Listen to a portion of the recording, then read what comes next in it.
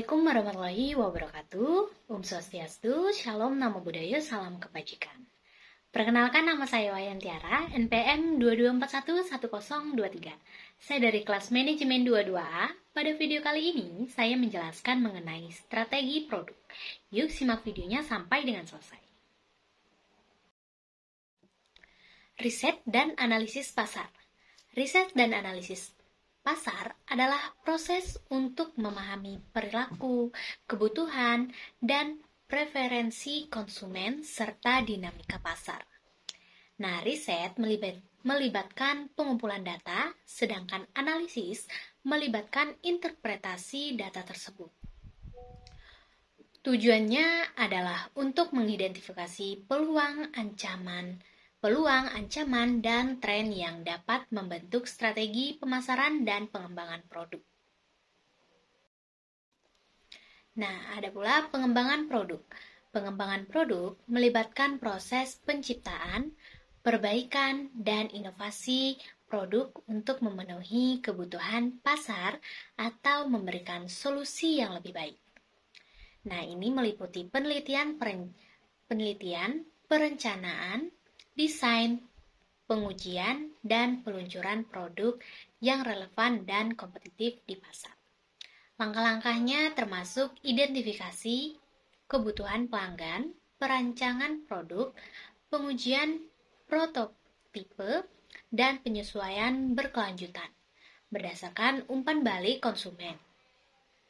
Proses ini bertujuan untuk menciptakan produk yang berkualitas, inovatif, dan memberikan nilai tambah bagi konsumennya.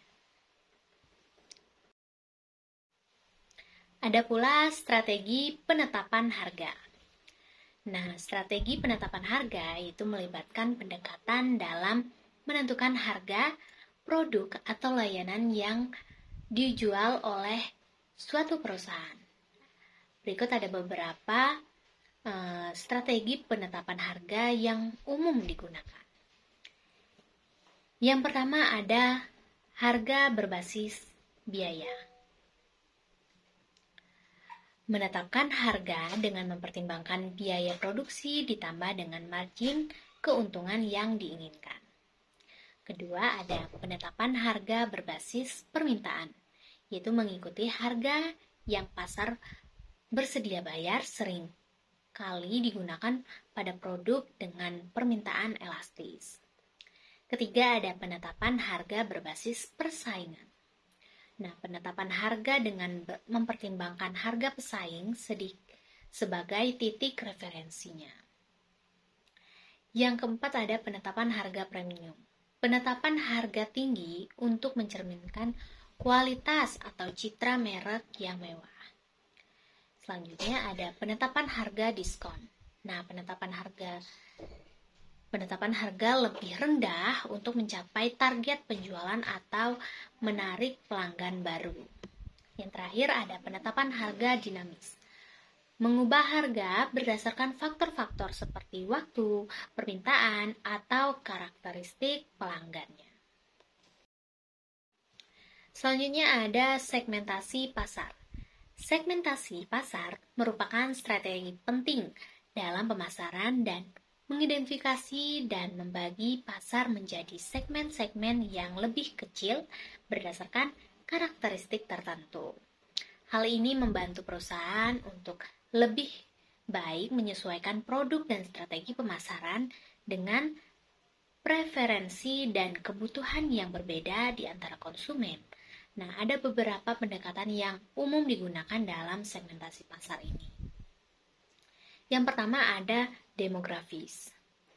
Segmentasi berdasarkan faktor demografis seperti usia, jenis kelamin, pendapatan, pendidikan, pekerjaan, dan lokasi geografis.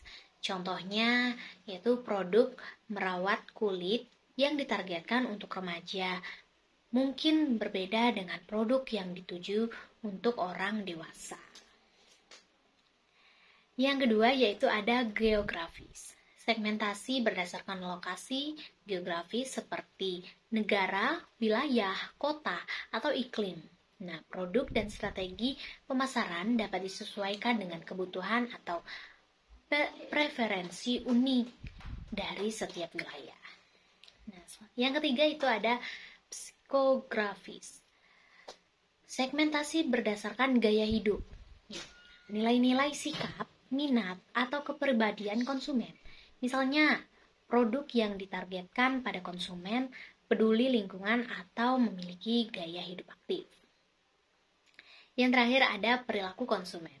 Nah, segmentasi berdasarkan kebiasaan pembeli, yaitu loyalitas merek, tingkat penggunaan produk, dan respon terhadap produknya. Contohnya, yaitu pelanggan yang sering menggunakan produk tertentu bisa menjadi target untuk program loyalitas. Yang terakhir yaitu manajemen siklus hidup. Manajemen siklus hidup produk yaitu Product Life Cycle Management, mengacu pada strategi yang melibatkan pemahaman tahap-tahap yang dialami produk sepanjang masa hidupnya di pasar. Siklus hidup produk biasanya terbagi menjadi 4 tahap yang utama. Yang pertama itu ada pengenalan atau introduction. Tahap awal di mana produk baru diperkenalkan ke pasar. Biasanya penjualan pada tahap ini cenderung rendah karena kesadaran pasar masih kurang. Dan biaya pengembangannya lebih tinggi. Fokus utama pada pengenalan ini adalah memperkenalkan produk, membangun kesadaran, dan membangun dasar pengguna. Yang kedua ada pertumbuhan atau growth. Nah, mulai di tahap ini, produk mulai diterima secara lebih luas di pasar. Penjualan meningkat secara signifikan dan kesadaran konsumen terus berkembang. Perusahaan mungkin mulai melihat keuntungan di tahap ini, karena biasanya biaya pengembangan sudah terbayar dan skala produksi bertambah. Yang ketiga ada kematangan atau maturity. Nah, di tahap ini di mana pertumbuhan penjualan mulai melambat. Pasar sudah jenuh dan pesaing mungkin sudah masuk.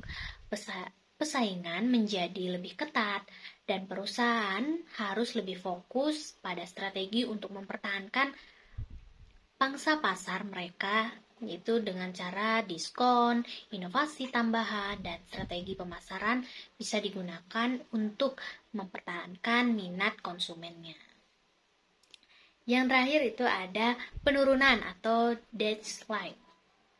Nah, tahap ini di mana penjualan produk mulai menurun karena perubahan tren, inovasi baru, atau penggeseran kebutuhan konsumen. Nah, di tahap ini perusahaan harus memutuskan apakah akan terus mempertahankan produk dengan memodifikasinya atau fokus pada produk yang baru. Baiklah, mungkin itu saja yang bisa saya jelaskan mengenai strategi produk. Saya akhiri. Wassalamualaikum warahmatullahi wabarakatuh. Om Santi Sabium. Terima kasih sudah menonton.